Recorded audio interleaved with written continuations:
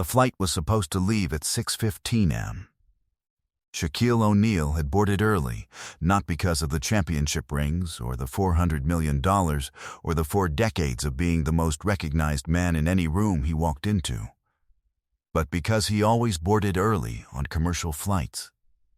He had learned, sometime in his mid-30s, that the geometry of fitting a 7-foot body into a coach-class seat required a privacy of effort that boarding early provided, and that the alternative, boarding with the general population, folding himself into the row while 40 people in the aisle watched and waited, was a theater he preferred to skip.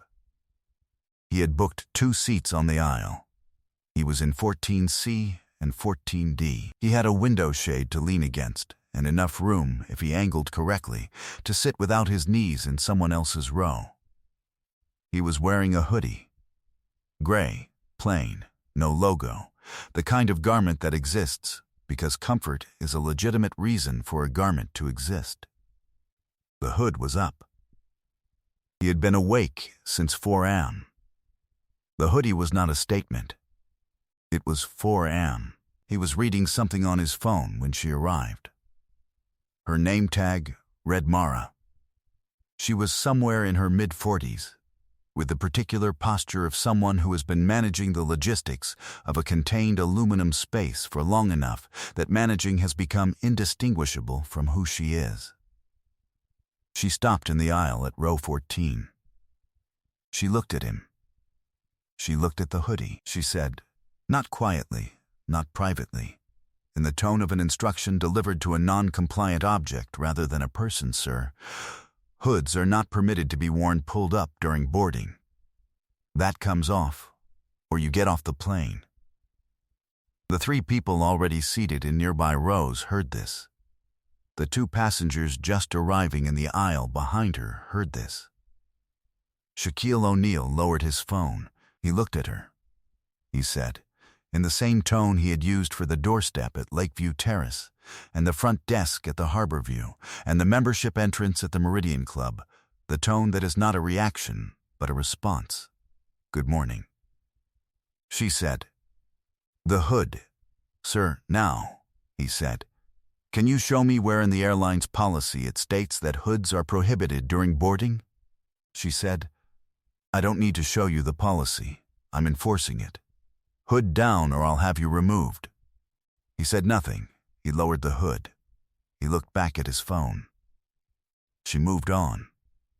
She did not apologize. She did not look back. And that was the moment that the other passengers in rows 12 through 17 quietly logged the specific, practiced, routine humiliation of a black man in a hoodie at 6 am, delivered without hesitation and without consequence, in the particular tone that reserves itself for people it has already categorized before the sentence begins. The moment was 43 seconds long. It was gone in 43 seconds, absorbed into the pre-flight noise, and nobody said a word.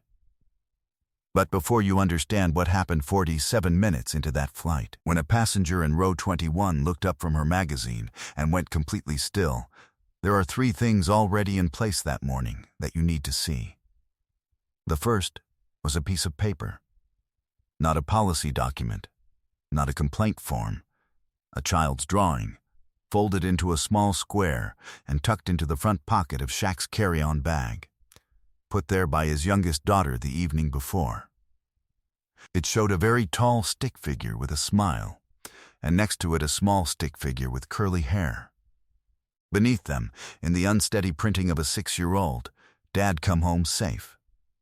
He had not shown it to anyone. He had put it in the front pocket. He knew it was there. The second was a row, specifically row 21, occupied in the window seat by a woman named Paulette Osai Mensah, 56, a retired airline training supervisor who had spent 22 years writing the policy documents that governed what flight attendants were and were not permitted to enforce, and who had been watching the exchange at row 14 with the particular attention of someone who knows the exact policy she is watching be misrepresented. There is no hood prohibition in the boarding policy of any major U.S. carrier. Paletose Mensa had written several of those policies herself. She knew this the way she knew her own handwriting. She had said nothing yet. She was waiting to see what the next 47 minutes produced. The third was a conversation, not written, not recorded, happening in the forward galley between Mara and a colleague named Jonah, a first-year flight attendant who had been on the job for 6 months and who had watched the row 14 exchange from the galley doorway with the expression of someone filing something under a category he had not yet fully named. He was 23. He had not said anything to Mara. He was still in the processing stage of what it means to witness something that costs you something to respond to. He was in his 6th month of learning which silences are safe and which silences are a choice. Now here is what you need to know about Mara, the whole Mara, not the 43 seconds of her. She had grown up in Allentown, Pennsylvania, the middle child of 3, the one who managed things. Her mother had been a nurse's aide with double shifts, and her father had driven trucks on routes that kept him away most of the week. And Mara had been, from the age of 9, the person who held the schedule together, who knew where things were, who managed the logistics of a household that ran on precision and had no margin for error. She had become a flight attendant in her mid-20s because the training had appealed to the part of her that had always run on procedure. Clear rules, clear roles, clear consequences. She had been good at it for 20 years. She had an excellent safety record. She had commendations for passenger care in 3 separate reviews. She was not a cruel person. She was a person who, under pressure, defaulted to the enforcement of authority as a management tool. She had learned this somewhere, in the household, in the training, in 20 years of managing the unpredictable in a contained aluminum tube, and it had served her well enough that she had never had to examine it closely. The examining had not been required. Until 6 months ago. 6 months ago, Mara had received a formal complaint from a passenger she had handled in a manner a supervisor had described, in the review, as disproportionate. She had been placed on a corrective action plan. She had completed the first phase. She was in the second phase, which required her to self-monitor the moments when the default to authority reflex arrived before the assessment of the situation. She had been doing this imperfectly. She knew she had been doing it imperfectly. She had gone to bed the night before staring at the water stain on her bedroom ceiling, doing the math the way people do when the thing they are supposed to be fixing keeps arriving before the fix is ready. At 4:55 a.m. that morning, 40 minutes before Shaq boarded, Mara had received a text message from her sister. Their mother had been given a diagnosis the previous evening that required decisions to be made. Her sister had said, "Call me when you land." Mara had read the text, put her phone in her bag, walked into the terminal, and begun her pre-flight checks. She had been on autopilot from that moment. Procedure over presence. Because presence was the thing that would have made her cry in a terminal at 5 a.m., and crying in a terminal before a 6-hour shift was not an option the logistics permitted. She said the words at row 14 before she fully decided to say them. The second they were out, somewhere honest inside her, she knew. She kept moving. 47 minutes into the flight, at cruising altitude, a passenger call light went on in row 21. Jonah answered it. He came back to the galley and said, quietly, "The woman in 21 is asking to speak with the senior flight attendant." He paused. "She says it's about a policy question. She says she used to write policy for this carrier." He said it with the careful neutrality of someone who knows that what he is conveying is not neutral. Mara went to row 21. Paletose Mensa looked up from her magazine. She set it face down on the tray table. She looked at Mara with the specific expression of a person who is not angry, who has passed the temperature of anger, and has arrived at the cooler, more exacting place where correction lives. She said, Sit down, please. Mara sat in the empty middle seat. Paulette said, I spent 22 years writing policy documents for this and 3 other carriers. I wrote the boarding conduct guidelines in 2009 and revised them in 2014 and again in 2019. There is no hood prohibition in any version of any document I wrote or reviewed. There is no such policy. She said it the way you say a fact that does not require your emotion to be true. Then she said, I watched what happened at row 14. I am telling you what you already know. That was not a policy enforcement. That was a choice about who gets managed and who gets greeted. And the man in that row, whoever he is, deserved the greeting. She paused. I'm not filing a complaint. I'm telling you directly because I think you are better than what happened in that aisle. And I think you know it. And I think someone needs to say that out loud to your face instead of into a form. Mara was quiet for a long moment.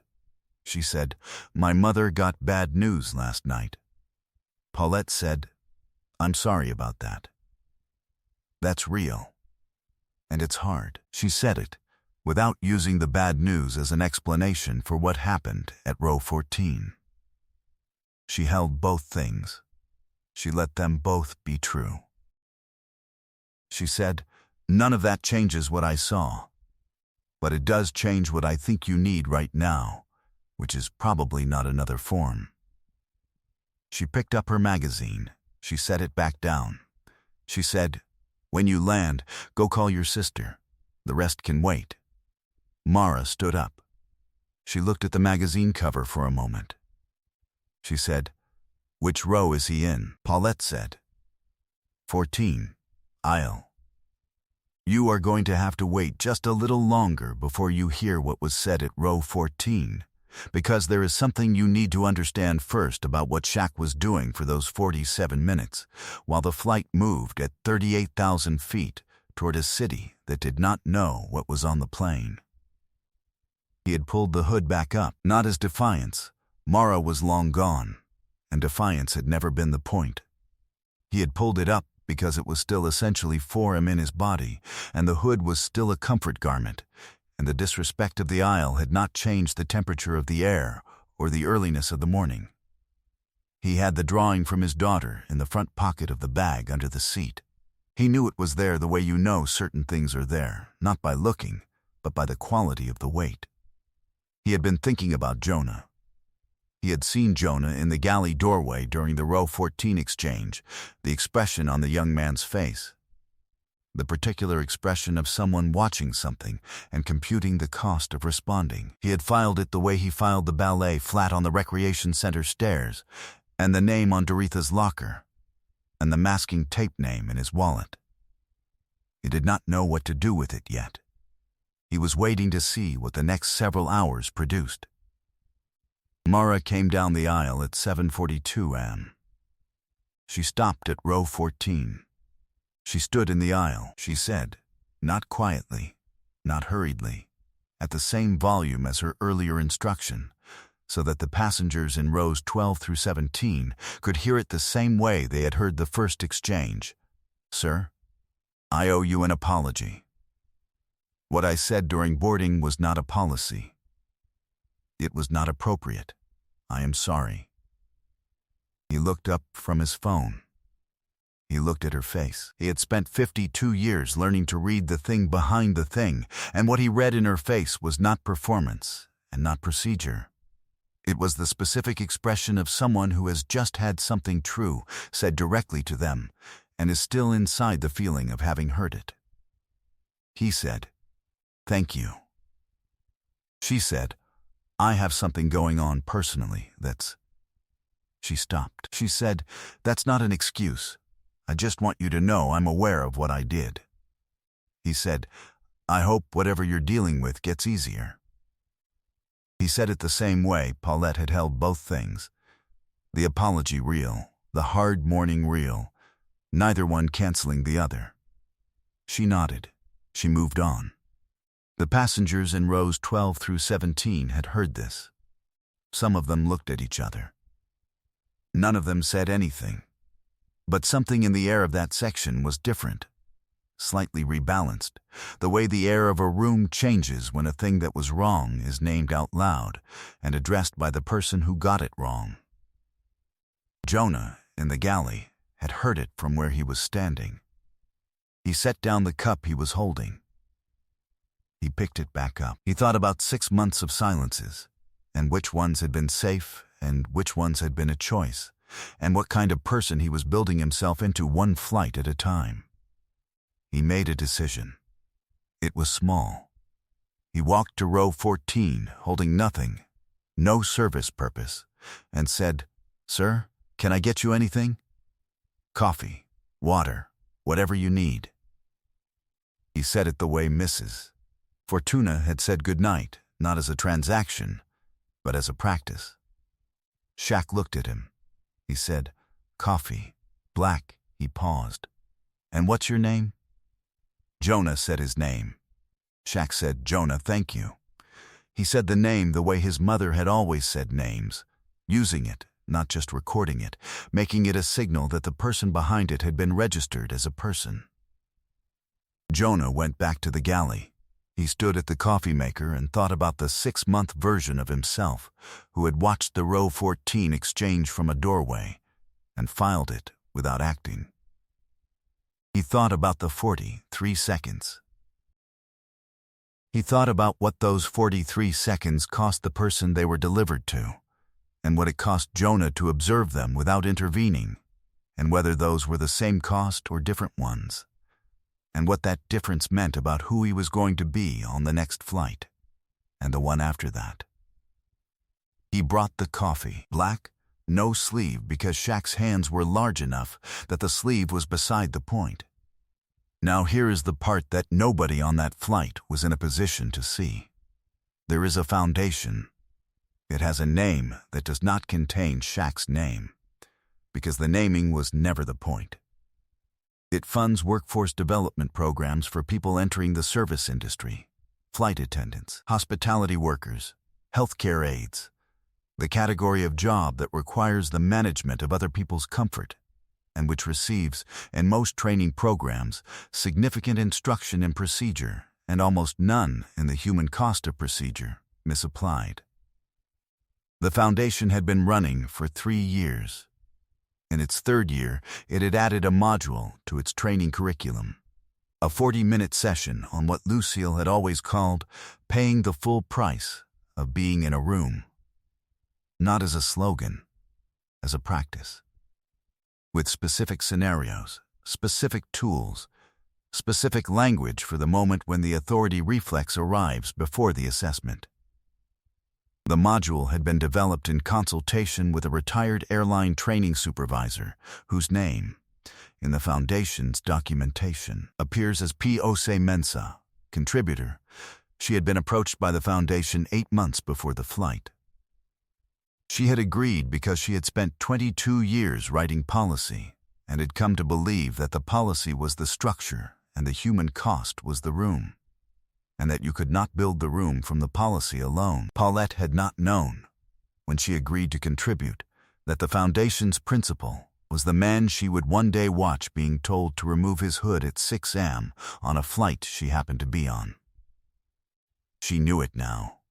She sat in row 21 with her magazine in her lap, and she looked at the seat back in front of her, and she thought about the nature of the rooms we build without knowing who else is building them, and the ways the threads come back, and the ways the work continues in all the directions you can and cannot see from any single seat. She would call the Foundation's program director when she landed, not to report the flight had corrected itself, the way things correct when people with enough honesty in them are in the same space. She would call to say, add a scenario, a specific one, a hood at 6 a.m., the moment before the sentence, the choice that lives in that moment, the cost of the choice that does not get made in time, and the cost of the choice that does. Because Jonah is on his 7th month now, he is deciding, one flight at a time, which silences are safe and which are a choice. He brought the coffee black. He said his name when asked. He is building himself into someone, slowly, specifically, one small decision at a time, who will not stand in a galley doorway for 43 seconds the next time the air in an aisle changes and a person needs someone to step forward. He is becoming a response.